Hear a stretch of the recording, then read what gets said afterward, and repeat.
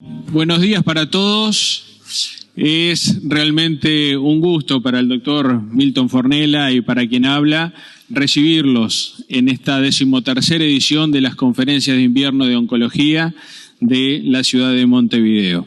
Desde hace 13 años venimos haciendo este evento, el cual en los últimos 2 años, por razones de la pandemia, lo tuvimos que hacer en forma virtual, pero bueno, en el día de hoy hemos vuelto a la presencialidad.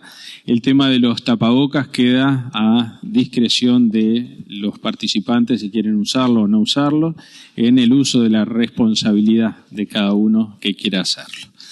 En el día de hoy tenemos, en primer lugar, quiero agradecer a los disertantes por haber aceptado la propuesta. Creo que hemos elegido un tema que es la medicación de alto costo, de alto precio, que sin duda en el ámbito de la oncología se ha vuelto un problema por un lado, una solución por otro y un tema de permanente estudio desde todo punto de vista. Por eso hemos elegido tomar este tema desde 3 ángulos distintos que están vinculados, lógicamente, pero son 3 ángulos distintos que aportan al tema. ¿Cuál es el ánimo de hoy? No es generar una discusión entre los aquí presentes ni nada, sino que cada uno desde su lugar, los participantes desde su lugar, tengan la libertad de exponer cuál es su visión sobre este tema, que es un tema que lógicamente no se agota en la visión de cada uno, sino que es, como les decía, un problema por un lado, una solución para los pacientes por otro, pero que creo que como con la experiencia que hemos tenido en los últimos años, lo que hace 10 años quizás era medicación de alto costo, quizás hoy no lo es, y ha sido sustituida por otra que se ha convertido en medicación de alto costo, y dentro de 10 años, si hacemos esta charla, seguramente vamos a tener el mismo problema que tenemos hoy con la medicación de alto precio, de alto costo. ¿Por qué? Porque quizás algunas hayan bajado de precio de aquí a un tiempo y otras sustituyan ese lugar, porque así ha sido la dinámica de la oncología en todo este tiempo, y con la conferencia del profesor Krieger sin duda vamos a tener una visión de todo esto. Hay una colega que hace un tiempo, no mucho tiempo atrás, decía lo que nos está pasando en oncología es que nuestra carrera se ha convertido en una carrera nueva y se convierte en una carrera nueva todos los años. ¿Por qué? Porque permanentemente tenemos que estar actualizando el conocimiento a medida que la investigación progresa. Entonces creo que ese es el marco un poco de la preocupación que hemos tenido este año y que queríamos aportar. Sin más, entonces, presentamos a la primer disertante, que es la contadora María Ana Porcelli.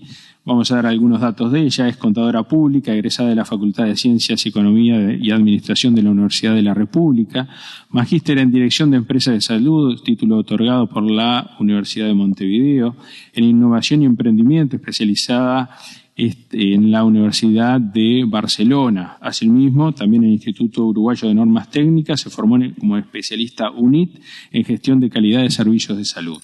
Ingresó desde el año 2013 hasta el 2020 en la Comisión Honoraria Administradora del Fondo Nacional de Recursos, como representante de la Cámara de Instituciones y Empresas de Salud. Del 2010 al 2020 se ocupó el cargo de subgerente general del CASMO. Ahí tuvimos un par de encuentros con la contadora que no les voy a contar ahora. Nos hicimos muy buenos amigos en ese momento. Y se desempeñó como gerente administrativo financiero de la 1727 de Emergencias, también del CASMO. Fue docente de la Escuela de Administración de la Facultad de Ciencias Económicas y de Administración, dictando la materia Contabilidad y Teneduría de Libros, y hoy ocupa el cargo de presidenta, directora del Fondo Nacional de Recursos. Así que, Mariana, adelante.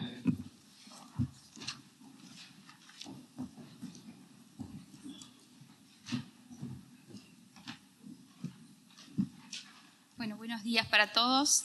Gracias por la invitación. Estamos aquí con la doctora Eliana Lanzani, que me acompaña hoy, que es de la Dirección Técnica. Así que, bueno, les vamos a hacer una presentación del fondo y el contexto en el cual se enmarca el Fondo Nacional de Recursos y el tema de hoy de los medicamentos de alto costo. Dividimos la presentación en 3 partes.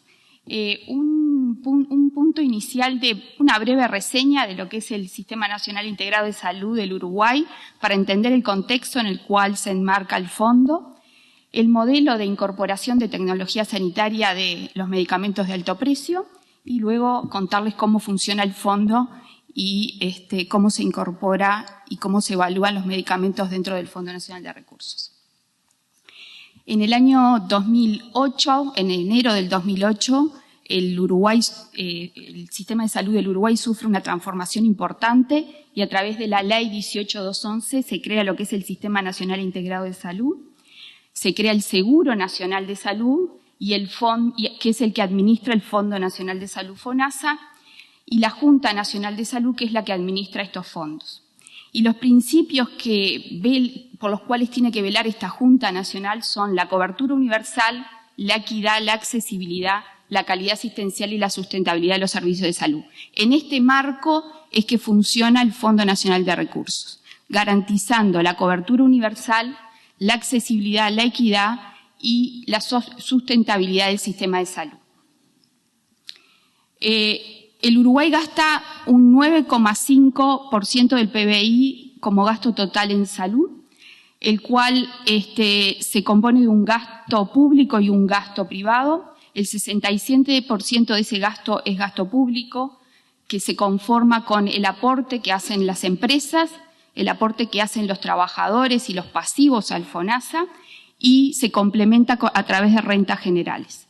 Y después un gasto privado, que es el gasto bolsillo, que pagan aquellos que compran un servicio de salud en forma privada, o los copagos o gastos que están fuera de lo que son los aportes de FONASA. Este Fondo Nacional de Salud le aporta al Fondo Nacional de Recursos una cuota fija prepaga de aproximadamente $6,5 mensuales por cada uno de los usuarios que tienen derecho a los servicios del fondo. Y luego le aporta a los prestadores integrales de salud lo que se llama la cuota salud compuesta por cápita más metas asistenciales. De esta forma es que se conforman los ingresos que tiene el Fondo Nacional de Recursos, tanto por ese prepago que aporta el FONASA como por el aporte que hacen los prestadores de salud por los usuarios individuales y colectivos que tiene el sistema. Rentas generales también hace un aporte al Fondo Nacional de Recursos por todos aquellos usuarios con derecho a ACE con carné gratuito. Rentas generales aporta el gasto que estos usuarios requieren del Fondo Nacional de Recursos. Y la asistencia se presta a través de este sistema, a través del sistema de salud que hay en el Uruguay, a través de los prestadores tanto públicos como privados y como rector el Ministerio de Salud Pública. Bueno, entendiendo el sistema en el cual se encuentra el fondo, es que vamos a ver cómo es el modelo de incorporación y de actualización de tecnología de alto costo dentro del Fondo Nacional de Recursos o dentro del sistema. La Ley 18.211 le da las competencias al Ministerio de Salud Pública de implementar el sistema de salud y además de aprobar y actualizar lo que es el Plan Integral de Atención a la Salud, el PIAS, y dentro de el FTM. Es así que para que una prestación se encuentre dentro de este plan obligatorio y mínimo que tenemos que dar tanto los prestadores como el Fondo Nacional de Recursos, la tecnología debe estar registrada en el país. Toda la tecnología sanitaria debe estar registrada y disponible en el país para poder evaluar su incorporación a lo que es el Plan Integral de Atención a la Salud y al FTM. De esta tecnología registrada hay un gran grupo que está dentro de lo que es este plan, que es cubierta por los prestadores directamente, y todo lo que es de alto costo o alta especialización es lo que va a dar cobertura al Fondo Nacional de Recursos. Después, el área de tecnología sanitaria del Ministerio de Salud Pública va a hablar en mayor profundidad que yo sobre este tema, pero en líneas generales la actualización del FTM se da con estos pasos y este proceso. Cualquiera puede solicitarle al Ministerio la incorporación todos los años de una nueva tecnología al FTM. Normalmente lo hacen los laboratorios, pero el cuerpo médico, las sociedades científicas y las cátedras pueden presentar su solicitud al Ministerio de Salud Pública para la actualización del FTM. Esto pasa por la unidad de evaluación especializada de tecnología sanitaria del Ministerio, la cual a través de un proceso de priorización clasifica esta tecnología a ser incorporada, y la unidad de evaluación de tecnología sanitaria del Ministerio de Salud Pública es la que va a generar los informes que generan la herramienta para que luego el equipo y la comisión del FTM tome la decisión de incorporar una tecnología sanitaria o sugerir la incorporación de una tecnología sanitaria, porque el que toma la decisión final es el ministro. Si esa tecnología sanitaria es de alto costo, entonces el área que lo va a evaluar es el Fondo Nacional de Recursos. El Fondo Nacional de Recursos va a entrar en un proceso de negociación, tanto con los laboratorios como con el Ministerio de Economía, para tener los fondos disponibles para poder dar cobertura a esa nueva tecnología, y con el laboratorio para hacer posible esa incorporación. Con esa información, tanto el área técnica médica como un área especializada del fondo hacen sus estudios. Se genera lo que se llaman las normativas de cobertura, que lo que establecen es cuáles son los criterios de inclusión y exclusión para dar ese financiamiento a esa patología nueva o a ese fármaco nuevo, y la unidad de presupuesto del fondo, que está compuesta por contadores y médicos, hacen un impacto presupuestal para poder incorporar la tecnología y poder cubrirla en el tiempo. Lo que se hace es un impacto presupuestal tomando en cuenta la incidencia y la prevalencia de la enfermedad y otros componentes, por supuesto, y se hace una estimación a 3 o a 5 años para que Economía sepa los fondos que debe destinar para poder actualizar e incorporar esa tecnología. Una vez que eso está terminado, la Comisión Honoraria del Fondo analiza la documentación y sugiere a la Comisión Técnica del FTM del Ministerio de Salud Pública la incorporación de la tecnología. Y es la Comisión del FTM la que recomienda al ministro la actualización tanto del FTM o del PIA si no fuera un medicamento de alto costo. En líneas generales, y después seguramente van a ampliar, ese es el proceso que tenemos de actualización e incorporación de tecnología sanitaria en el Fondo Nacional de Recursos. ¿Cuándo una tecnología se incorpora al fondo? Bueno, principalmente lo que condiciona si va al fondo o no es el precio, pero puede haber otras causas que hagan que una tecnología no sea de alto costo, pero se sugiera su incorporación al fondo. Y eso puede ser cuando la incidencia o la prevalencia de la patología está concentrada no en una forma uniforme entre todos los prestadores de salud. Por ejemplo, algunos medicamentos de HIV, por ejemplo, que algunos no son de alto costo, pero como la población está concentrada en determinados prestadores y la cápita solo incluye como riesgo la edad y el sexo y no otras patologías, es que a veces se resuelve que es mejor que el fondo financie porque puede concentrar la compra y distribuirla sin generarle un riesgo adicional financiero a los prestadores. También hay otras posibles causas, pero estas son las dos principales. Bueno, y ahora más yendo a lo que es el fondo y cómo funciona el fondo. El fondo es una persona pública no estatal, fue creada en el año 1980 por la Ley 16343, funciona como un reaseguro de los prestadores integrales de salud del Sistema Nacional Integrado de Salud y financia procedimientos, dispositivos, medicamentos, tratamientos en el exterior y programas de prevención.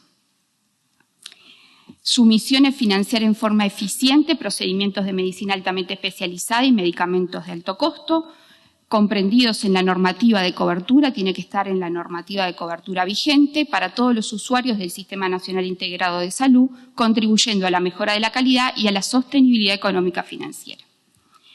El origen de los ingresos, como les comentaba anteriormente, el 80% de los ingresos que recibe hoy el fondo provienen del FONASA, el 12% provienen de rentas generales, el 6% del pago de las cuotas individuales y colectivas que hacen los usuarios del sistema que pagan cuota individual y el 2% de impuestos de juego del azar y de copagos. Estos son los ingresos que recibe el Fondo Nacional de Recursos anualmente.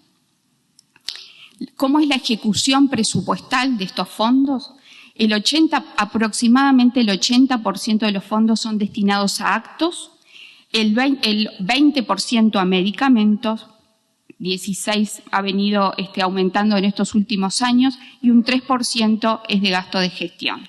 En estos últimos años lo que hemos visto es que hay incorporaciones en el fondo de medicamentos de alto costo que han hecho que el porcentaje destinado a la medicación vaya aumentando y es por eso que vemos esa tendencia de aumento en lo que se invierte en medicamentos. Y esto consideramos que va a seguir aumentando para el presupuesto que tenemos para el año que viene. El monto destinado a los medicamentos va a superar, creemos, el 23% de los fondos del Fondo Nacional de Recursos. Acá traje el gasto en medicamentos exclusivamente para que puedan ver. Casi el 50% de lo que se invierte en medicamentos son medicamentos oncológicos o hemato-oncológicos. Un 21% artritis, son la medicación para patologías autoinmunoinflamatorias, 14% otros tipos de medicamentos, 5% medicamentos asociados a actos, 4% esclerosis múltiple, enfermedades lisosomales 4%, diabetes 2%, hipertensión arterial y VIH y SIDA, hepatitis C 1% cada uno. Este es el modelo de cobertura de prestaciones que tiene el fondo hoy a través de los IMAES para los actos, para los cuales le paga un arancel por cada acto. Los medicamentos y dispositivos de alto precio son comprados directamente por el Fondo Nacional de Recursos, es el que negocia con los laboratorios la compra de los medicamentos, lo hace en forma centralizada y luego, una vez que autoriza el tratamiento para un paciente, esa medicación es enviada al prestador de salud. También se financian centros de referencia y clínicas de fertilidad. Bueno, y estas son las prestaciones que hoy financia el Fondo Nacional de Recursos. En lo que tiene que ver con tratamientos oncológicos y hemato-oncológicos, estos son los tratamientos que cubre el fondo y los fármacos asociados a cada uno de los tratamientos. Y bueno, más yendo a la estrategia de funcionamiento del Fondo Nacional de Recursos, el fondo funciona bajo, diríamos, dos grupos de estrategias, una de corto plazo y otras de largo y mediano plazo. Las estrategias de corto plazo tienen que ver con el formato de funcionamiento básico, que son sus normativas de cobertura financiera, cómo autoriza los tratamientos y los actos a través de ateneos y equipos de evaluación, la negociación con los proveedores y la elaboración de los impactos presupuestales que les comentaba anteriormente. Luego tenemos estrategias de mediano y largo plazo para garantizar la calidad de las prestaciones y la sostenibilidad económica y tiene que ver con las auditorías que se hacen a los IMAES, tiene que ver con el monitoreo y evaluación de los datos en vida real que le llamamos luego de la prestación. Nosotros como informe y como insumo para una incorporación necesitamos de los informes que hace la unidad de evaluación del Ministerio de Salud Pública. Ellos son los especialistas en el tema, pero después con toda la información que recopila el fondo, tanto administrativa como clínica, lo que se hace es una evaluación final de cómo esa cobertura que los estudios, los ensayos clínicos muestran determinada eficacia y seguridad, cómo eso repercute y cómo esos resultados han mostrado su eficacia en la población real del Uruguay. Y esto es analizado a través de la Unidad de Evaluación e Investigación del Fondo Nacional de Recursos. Bueno, las normativas de cobertura que son elaboradas por un equipo técnico del fondo con asesores externos, con expertos clínicos tanto uruguayos como del exterior, contiene el listado, como ustedes saben, explícito de exclusión e inclusión. No son guías clínicas, a pesar de que se toman en cuenta, pero son normativas de cobertura financiera, son de conocimiento público y se revisan periódicamente y están auditadas por el IECS, que es el Instituto de Efectividad Clínica de Argentina. El otro punto importante dentro del fondo es la negociación de precios con los laboratorios. El fondo tiene diferentes modelos de negociación de precios con los laboratorios y esto ha permitido incorporar tecnología teniendo impactos presupuestales conocidos y equilibrados. Varios de ellos son de riesgo compartido, pero hay de distinto tipo y esto el fondo lo puede hacer porque es una persona pública no estatal, no tiene de repente las rigideces que puede tener otros organismos del Estado para ese tipo de negociación. Por lo tanto, esto nos ha permitido ser más eficientes en la compra y poder incorporar más tecnología con un presupuesto acotado y conocido. Un ejemplo de esto puede ser los acuerdos alcanzados para los medicamentos de cáncer de mama, donde en el año 2016 se suscribió un convenio con el laboratorio a 3 años, donde por una tarifa plana se incorporaban todos los medicamentos para la patología. Esto permitió reducir el impacto que el fondo tenía en el presupuesto y poder incorporar más líneas de tratamiento y cubrir toda la patología. Bueno, como les decía, que diferentes modelos de negociación con la industria han permitido una compra de medicamentos más eficiente y mejorar la accesibilidad. Se requiere de recursos de control, por supuesto, para poder controlar estos acuerdos. Algunos acuerdos que se ha hecho con la industria, además, tienen que ver con la adherencia de los pacientes. Hay acuerdos con laboratorios donde, según la adherencia al tratamiento, el laboratorio se hace cargo de determinadas unidades y el fondo de otras. Así que creemos que es un área fuerte del fondo que permite seguir incorporando tecnología, manteniendo un presupuesto equilibrado. Con la incorporación de genéricos y biosimilares también tenemos que tener en cuenta este tema, porque estos acuerdos a veces de tarifas planas rígidas con laboratorios originales puede generar un desestímulo a la incorporación de biosimilares y por eso en los acuerdos recientes lo que estamos incorporando en los contratos con los laboratorios es que cuando surge un biosimilar el fármaco se renegocia nuevamente y se le da la oportunidad al biosimilar de que cotice y de que pueda entrar con su fármaco al Fondo Nacional de Recursos. Esto es una política que el Fondo ha tomado a partir de estos años para poder estimular que los biosimilares ingresen al fondo y de esta forma haya competencia, que es lo que permite reducir los precios. Bueno, esto ya se los comenté, pero el área de presupuesto del fondo es un área también importante, compuesta por médicos y contadores, donde se define previamente las hipótesis de trabajo y las variables de decisión, con una serie de supuestos, por supuesto, cada vez que se va a incorporar una tecnología nueva, y esta área, a través de la incidencia, la prevalencia, los tiempos de tratamiento de las dosis y la línea de tratamiento que se va a incorporar, hace los impactos presupuestales. Bueno, este es el proceso de solicitud de un medicamento y seguimiento que a veces parece engorroso, pero es lo que genera que el fondo tenga los datos necesarios para poder hacer las evaluaciones. Esto da garantías a todas las partes y bueno, y es lo que ha alimentado nuestro sistema de información que es propio y que nos permite hacer el monitoreo de los resultados, como le decía, sacar estadísticas y poder también hacer un monitoreo de los acuerdos que se alcanzan con la industria. Esto da herramientas a la unidad de evaluación del Fondo Nacional de Recursos.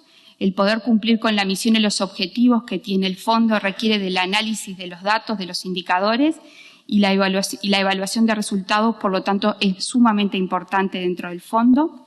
Esta área está compuesta por está integrada por profesionales con formación en diferentes áreas como estadística y metodología de investigación y clínica, y periódicamente el fondo publica estas evaluaciones en la página, así que pueden acceder a ellas porque son accesibles a todos. Un ejemplo de esto puede ser un estudio donde, y lo pongo como ejemplo para mostrarles el resultado y la decisión que el fondo tomó con este estudio. El estudio de evaluación COMPACT, donde para el caso del medicamento pazopanib y sunitinib para el tratamiento del cáncer renal metastásico, mostraba una sobrevida libre de progresión para los dos fármacos casi similares, 8,4 y 9,5 meses para cada uno. El fondo lo que hizo fue un estudio de evaluación con 406 pacientes, donde se comparó tanto la supervivencia global como la supervivencia libre de progresión, y para ambos casos pudimos demostrar que eran comparables en eficacia, en seguridad, y por lo tanto, dado el precio de uno y el otro, el fondo tomó la decisión de dos fármacos que estaban en la misma línea, dejar exclusivamente el pazopanib en primera línea, generando ahorros importantes que pudieron ser destinados a la incorporación de otras patologías. Estos son ejemplos de lo que el área de evaluación de tecnología sanitaria, tanto del Ministerio inicialmente como luego de la evaluación de la unidad de evaluación del fondo con los datos reales de cómo los fármacos se comportaron en la población uruguaya, permiten este tipo de decisiones. Bueno, este es otro, pero lo pueden visualizar en la página del fondo, que se presentó en el 2022, fue realizado el año pasado, sobre cáncer de mama, y se evaluó el tratamiento del cáncer de mama avanzado bajo terapias cubiertas por el fondo, tanto para trastuzumab como pertuzumab, TDM1, lapatinib y fulvestrant, todos los fármacos que hoy financia el fondo para la patología. Y bueno, esta es la distribución por fármaco de estos 1.281 pacientes que se cubrieron en este periodo 2018-2019. Para el caso de la población con terapia HER2-Neu de 685 pacientes, el grupo globalmente de pacientes que recibió la terapia anti-HER2 presentaron una mediana de supervivencia de 26,9 meses, muy similar a los estudios internacionales, y para el caso de fulvestrant, todos los pacientes que recibieron fulvestrant presentaron una mediana de supervivencia de 18,9 meses. ¿Tá? Bueno, esto es la comparación con la literatura internacional de cada uno de los fármacos y los resultados que arrojaron el análisis que hizo el fondo para cada uno de los fármacos. Y como comentarios generales, un gran número de pacientes tratados con cáncer de mama avanzado bajo cobertura del fondo, 1.281. En comparación con los ensayos clínicos pivotales, los factores pronósticos, tanto los clásicos como el estatus hormonal, los sitios de metástasis, son similares a los publicados, pero tenemos una población más añosa. Los resultados en supervivencia para el trastuzumab en primera línea de bloqueo del HER2 para enfermedad avanzada son similares también a los primeros ensayos clínicos y próximos a los resultados de los registros de la vida real. Los casos tratados con los nuevos fármacos incorporados en el 2017 permitieron obtener los primeros resultados en supervivencia, y los resultados para trastuzumab, pertuzumab fueron inferiores al estudio pivotal Cleopatra en el Uruguay, pero destacamos que la población de pacientes mayores de 65 años a la cual cubrió el fondo fue mayor a la de los estudios. Los resultados de lapatinib y TDM1 en segunda línea no son comparables con los ensayos clínicos, y esto tiene que ver también con los tratamientos previos que han recibido estos pacientes. Y como anuncio, capaz que ya lo saben, pero bueno, acá está el laboratorio que ya debe estar sacando fotos. La Comisión Honoraria Administradora del Fondo aprobó el financiamiento de un nuevo fármaco para la patología, que es el ribociclib. Ya se envió toda la documentación al Ministerio de Salud Pública y estamos esperando que el Ministerio actualice lo que es el FTM, que la Comisión del FTM actualice el formulario terapéutico de medicamentos. Bueno, y como desafíos, ¿cómo podemos asegurar el acceso de la tecnología sanitaria cuando todos los días aparecen tecnologías nuevas? Con recursos finitos, porque eso es real, somos un país chico, invertimos mucho en salud, pero todos los días tenemos nuevos fármacos y bueno, esto es un tema que tenemos siempre en discusión arriba de la mesa y que bueno, que los que estamos acá todos somos los interesados en que se pueda dar mayor acceso a la población, pero siempre y cuando ese acceso redunde en una mejora clínica. Porque todos los fármacos que hoy tenemos son todos de alto costo, la mayoría, y sobre todo para la patología que cubren los oncólogos. Así que gran desafío. El Estado debe poder cubrir demandas que sean justificables desde el punto de vista clínico. Los precios tenemos que poder negociar y acá los laboratorios tienen que ser parte de esa solución y debemos optimizar el gasto en salud para no malgastar los fondos públicos porque es la forma en que tenemos de poder mejorar las prestaciones que le brindamos a la población. El número de fallos de los recursos de amparo viene en incremento desde hace unos cuantos años y seguramente no van a desaparecer. Por eso creemos fundamental los ámbitos de discusión entre todos los que tenemos que ver con la salud y los que estamos en áreas de gestión para poder intercambiar y buscar soluciones posibles a que los amparos sean lo menos posible, porque en realidad esto pone al paciente en una situación compleja y bueno, debemos tratar de que esto sea la excepción y no la regla.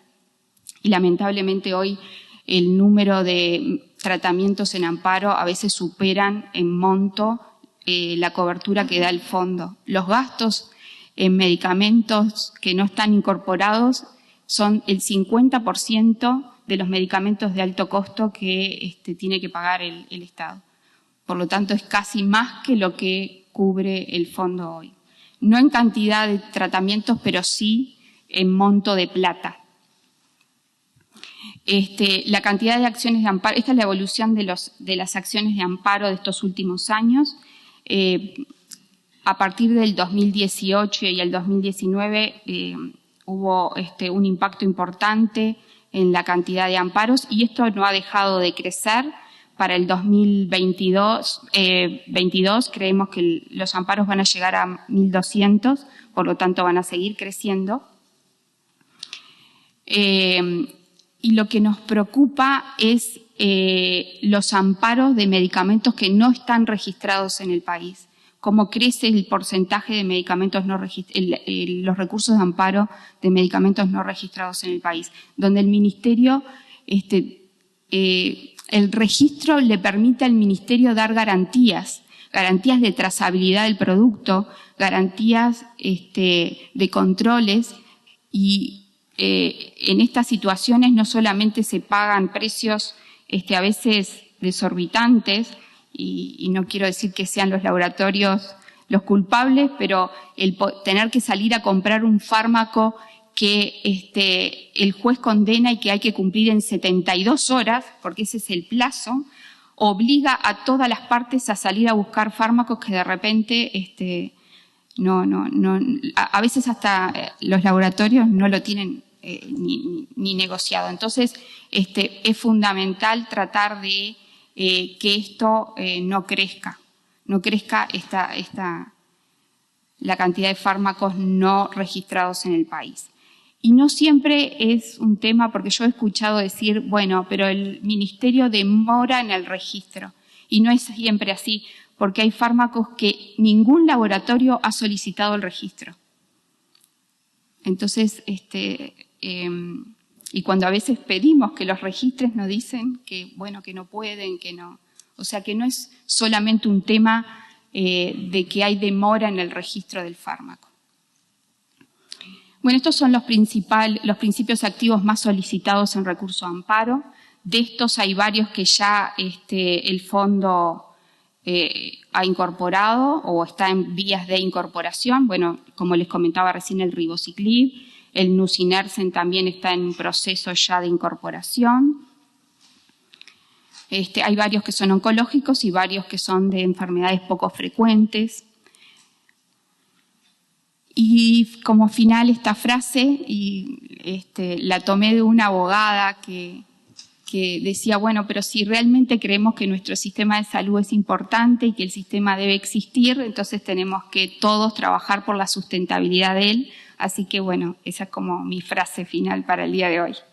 Muchas gracias.